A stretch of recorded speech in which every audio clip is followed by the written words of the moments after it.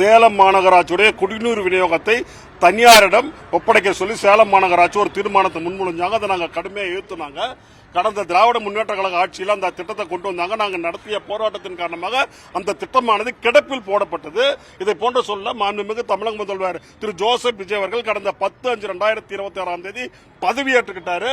11 அவர் பதவியேற்ற அடுத்த நாள் 11/5/2026 பாருங்க கையெழுத்து போட்டு கமிஷனர் எனக்கு ஒரு கடிதம் கொடுக்கிறாரு. எனக்கு என்னுடைய முகவரிக்கு அனுப்பி வைக்கிறாரு. என்னன்னு அனுப்பி வைக்கிறாருன்னா, சேலம் மாநகராட்சியுடைய தண்ணீரானது தனியார் சூயஸ் என்கின்ற தனியார் நிறுவனத்திடம் ஒப்படைக்க போறோம். நாங்க 758 கோடி ரூபாய் அவங்க செலவு பண்ணி அந்த பணியை செய்வாங்க.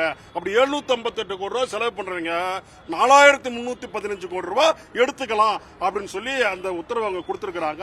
இதை நாங்க கடுமையா ஆட்சேபிக்கிறோம். நாம கடுமையா எதிர்க்கிறோம். நாம தூய சக்தி என்று சொல்லிக்கொண்டு தூய்மையான ஆட்சி கொடுக்கிறேன் என்று சொல்லிக் கொண்டு வந்துட்டு 758 கோடி ரூபாய் செலவு பண்ற ஒரு நிறுவனம் 4315 கோடி ரூபாய் மக்களிடம் வந்து பெற்றுக்கொள்ளலாம், மக்களிடம் பறித்துக் கொள்ளலாம் என்பதை விடுதலை சிறுத்தைகள் வன்மையாக கண்டிக்குது.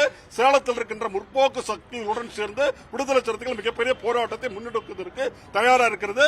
மாண்புமிகு தமிழக முதல்வர்களிடம் நாங்கள் வேண்டி கேட்டுக்கொள்வது என்னவென்றால், நீங்க தான் நகராட்சிக்கான மினிஸ்டர், மாநகராட்சிக்கு நகராட்சிக்கான மினிஸ்டர் நீங்க தான். இந்த செயலானது முழுக்க முழுக்க உங்களுக்கு அவப்பெயர் ஏற்படுத்தும்.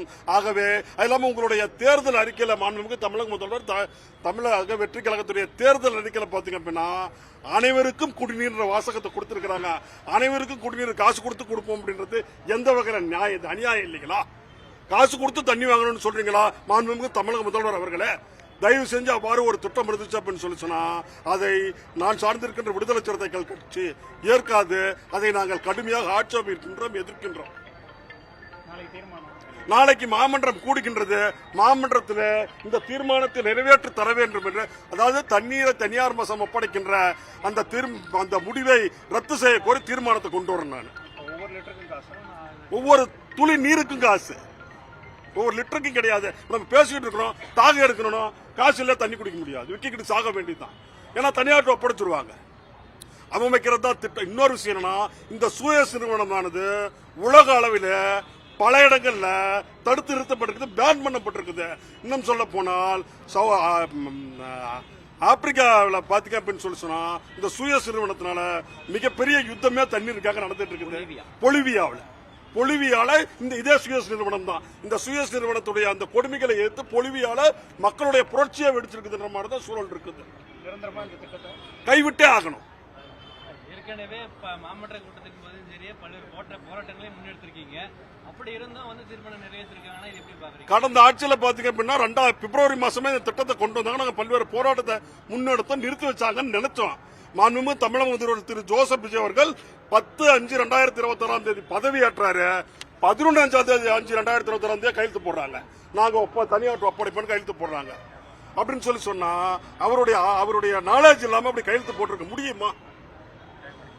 எந்த ஆட்சியாக இருந்தாலும் விடுதலை சிறுத்தைகள் மக்களுக்கானவர்கள்.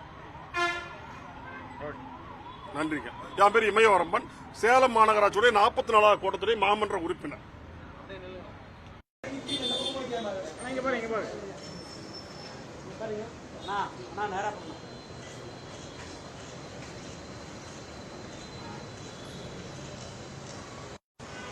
அப்படியே இருக்கு ஒரு நிமிஷம்.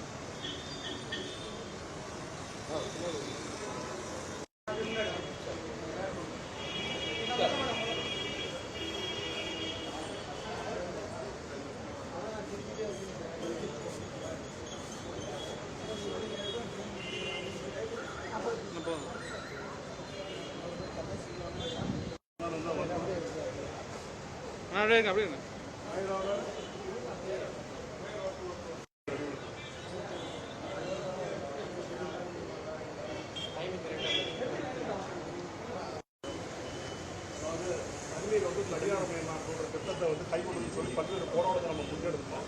மாண்புமிகு தமிழக முதல்வர் மேனாள் தமிழக முதல்வர் திரு தளபதியார் அவர்களும், மேனாள் தமிழக துணை முதல்வர் திரு உதயநிதி ஸ்டாலின் அவர்களும் இந்த திட்டத்தை